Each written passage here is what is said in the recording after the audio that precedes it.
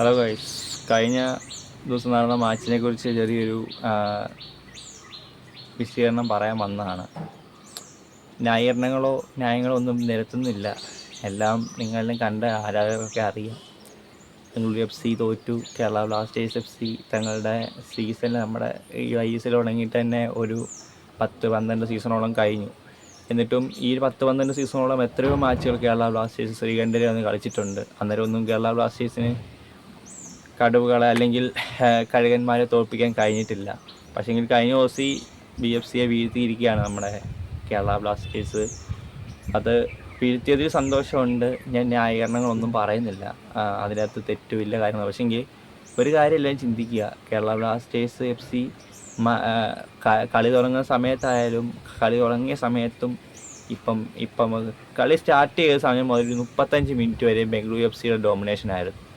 അതിന് ആരെന്തൊക്കെ പറഞ്ഞാലും ബംഗളൂരു FCയുടെ ഡോമിനേഷൻ ആയിരുന്നു കളി തുടങ്ങി 35 മിനിറ്റ് വരെ. കാരണം അവർ 11 പേരുമായിട്ട് സ്ക്വാഡിൽ അവരിറങ്ങി. അവർ കേരള ബ്ലാസ്റ്റേഴ്സിനെതിരെ നല്ല ആക്രമണങ്ങളാണ് കേരള ബ്ലാസ്റ്റേഴ്സിനെതിരെ ബംഗളൂരു FC നടത്തിയതും.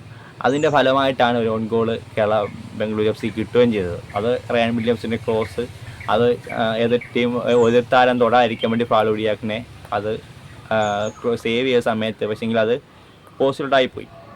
അത് ബംഗളൂരു FC കൊടുത്ത ഒരു പ്രഷറിൻ്റെ ഒരു ഇതുകൊണ്ട് തന്നെയാണ്. അന്നേരം മനസ്സിലാക്കുക BFC എത്രമാത്രം അറ്റാക്ക് ചെയ്തു എന്നുള്ളത്. പക്ഷെങ്കിൽ എന്തോ ഒരു ടെക്നിക്കൽ എറർ കാരണം, അല്ലെങ്കിൽ എന്തോ ഒരു പ്രശ്നങ്ങൾ കാരണം, ഒരു ഫൗളല്ല. കാരണം നമ്മുടെ ബ്രയാൻ സാഞ്ചസ്, ബംഗളൂരു FCയുടെ താരമായ ബ്രയാൻ സാഞ്ചസിനെ AM റോളിൽ കളിക്കുന്ന താരമാണ്. നമ്മുടെ നൊഗുവേറൊക്കെ പോയ ആ ഒരു സ്ഥാനത്തേക്ക് ഒരു പ്ലേ മേക്കർ എന്ന രീതിക്ക് കൊണ്ടുവന്നൊരു താരമാണ് ഈ AM റോളിൽ കളിക്കുന്ന നമ്മുടെ ബ്രയാൻ സാഞ്ചസ്. അന്നേരം ആ താരത്തിന് കളിക്കിടയിൽ റെഡ് കാർഡ് കിട്ടി പുറത്തു പോയപ്പോൾ BFC 10 പേര് വെച്ചാണ് കളിച്ചത്. 10 പേര് വെച്ചാണ് ഈ 35 മിനിറ്റിന് ശേഷം BFC കളിക്കുന്നത്.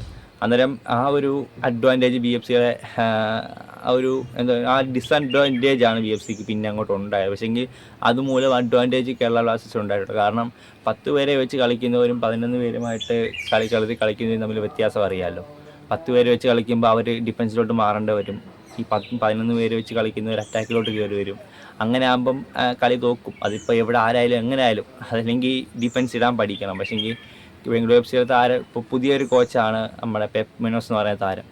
ആ ഒരു കോച്ച് ബാഴ്സലോണൻ കോച്ചായിരുന്നു. അന്നേരം ആ ഒരു കോച്ച് ആ ഒരു അറ്റാക്കിംഗ് ശൈലി മാത്രമാണ് കോച്ചിന് വഴക്കമുള്ളത്. കാരണം അറ്റാക്കിംഗ് ഇപ്പോൾ ബാഴ്സലോണയിലായാലും എല്ലാ അറ്റാക്കിംഗ് കാര്യങ്ങളിലൊക്കെ അങ്ങനെയുള്ള ഒരു ഡിഫെൻസീവ് മോഡിലുള്ള കാര്യങ്ങളൊന്നും പുള്ളിക്ക് അറിയില്ല. മൊത്തം അറ്റാക്ക് ആ രീതിക്കാണ്. അന്നേരം പുള്ളിക്ക് നിയന്ത്രിക്കാൻ കഴിയാതെ വന്നു. അങ്ങനെ പക്ഷേ റൺവീർ സിംഗ് ആയിരുന്നു ഉറപ്പായിട്ടും കേരള ബ്ലാസ്റ്റേഴ്സ് ജയിക്കത്തില്ലായിരുന്നു, അത് 100% ഉറപ്പാണ്. പക്ഷേങ്കിൽ ഞങ്ങൾ പറഞ്ഞിട്ട് കാര്യം ഇപ്പം ന്യായീകരണങ്ങളൊന്നും അല്ല. നമ്മൾ പറഞ്ഞല്ലോ, കേരള ബ്ലാസ്റ്റേഴ്സ് ജയിച്ച് സമ്മതിക്കുന്നു. പക്ഷേങ്കിൽ ഇങ്ങനെ ചെറിയൊരു കാരണങ്ങളും അതിനിടയ്ക്കുണ്ട് എന്ന് മനസ്സിലാക്കുക. ഓക്കെ, അതിപ്പം ഞാനൊരു BFC ഫാൻ എന്ന നിലയിൽ തന്നെയാണ് സംസാരിക്കുന്നത്. അന്നേരം കേരള ബ്ലാസ്റ്റേഴ്സിനെ ഞാൻ മോശമായിട്ട് കാണുന്നുമില്ല. കേരള ബ്ലാസ്റ്റേഴ്സ് ജയിച്ച ആ ഒരു ജയം കള്ളമാണെന്നും ഞാൻ പറയുന്നില്ല. കേരള ബ്ലാസ്റ്റേഴ്സ് ജയിച്ചു. പക്ഷേങ്കിൽ ജയത്തിനുള്ള കാരണം, അല്ലെങ്കിൽ BFCയെ ജയിക്കത്തുള്ളൂ. അതിപ്പോൾ എങ്ങനെ വന്നാലും ആ ഒരു അറ്റാക്കിങ് കാര്യങ്ങളൊക്കെ അതുപോലെ ആയിരുന്നു. അത് ചിന്തിക്കുക ഫസ്റ്റ്. റെഡ് കാർഡ് കിട്ടിയ സമയത്ത് BFCക്ക് പുറമ്പോട്ട് വലിയേണ്ട വന്നു.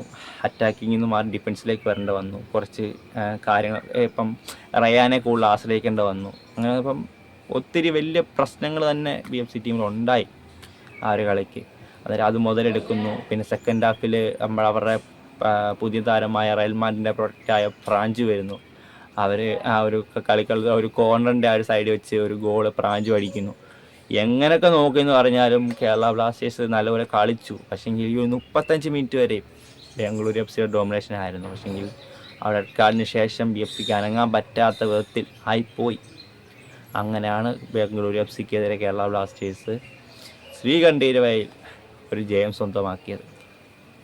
ഇപ്പം ആർക്കും എന്തും പറയാം, ആർക്കും കേരള ബ്ലാസ്റ്റേഴ്സിൻ്റെ ആരാധകർക്കായാലും ആർക്കും എന്തും പറയാം. കാരണം തോറ്റേൻ്റെ പുറകെ ഒരു ന്യായം എന്ന് എല്ലാവരും പറയത്തുള്ളൂ. പക്ഷേങ്കിൽ അത് ന്യായത്തെ അല്ലെങ്കിൽ അതിനെ മനസ്സിലാക്കുക. 10 പേര് വെച്ച് കളിക്കുമ്പം ഉള്ളൊരു ബുദ്ധിമുട്ട് മനസ്സിലാക്കുക. ഓക്കെ, ഒരിക്കലും ഞങ്ങൾ അതിൽ ഒരു വിഷമം അങ്ങനെയുള്ള കാര്യമില്ല. അതിലും ഫ്ലോപ്പായി എല്ലാവരും ഫ്ലോപ്പായി. ഇപ്പം 10 കുറച്ച് മത്സരങ്ങൾ കഴിഞ്ഞിട്ടും കേരള ബ്ലാസ്റ്റേഴ്സിന് ജയം കണ്ടെത്താൻ കഴിഞ്ഞിട്ടില്ല. ഇപ്പോൾ അവസാനം കേട്ട സ്പോർട്ടിംഗ് ഡൽഹി വരെ കേരള ബ്ലാസ്റ്റേഴ്സിനെ 2-0 പരാജയപ്പെടുത്തി. അവസാനം BFC ആയിട്ട് വന്നപ്പോൾ ആ ഒരു സാഹചര്യത്തിൽ BFCക്ക് വഴങ്ങേണ്ട വന്നു, അത്രേ ഉള്ളൂ, അല്ലാതൊന്നും അല്ല. എന്തായാലും ഇത്രേ ഉള്ളൂ. That's it guys. നിങ്ങളുടെ അഭിപ്രായങ്ങളും നിങ്ങളുടെ ഒപ്പീനിയൻസും നിങ്ങളുടെ കമൻസും എല്ലാം കമൻറ്റ് ചെയ്യുക, ഓരോരുത്തരെ സപ്പോർട്ട് ചെയ്യുക. നമുക്ക് അടുത്ത കളിയുമായിട്ടൊക്കെ വരുന്നുണ്ട്. എനിക്ക് സമയം കിട്ടി ഇപ്പോഴാണ്, അതുകൊണ്ടാണ് ഇപ്പോൾ അതിൻ്റെ ഒരു ഇത് നടത്തിയത്. ഇത്രയേ ഉള്ളൂ. എല്ലാവർക്കും നമുക്ക് അടുത്ത കളിയുടെ വിശദീകരണമായി അടുത്ത വീഡിയോയിൽ വീണ്ടും കാണാം.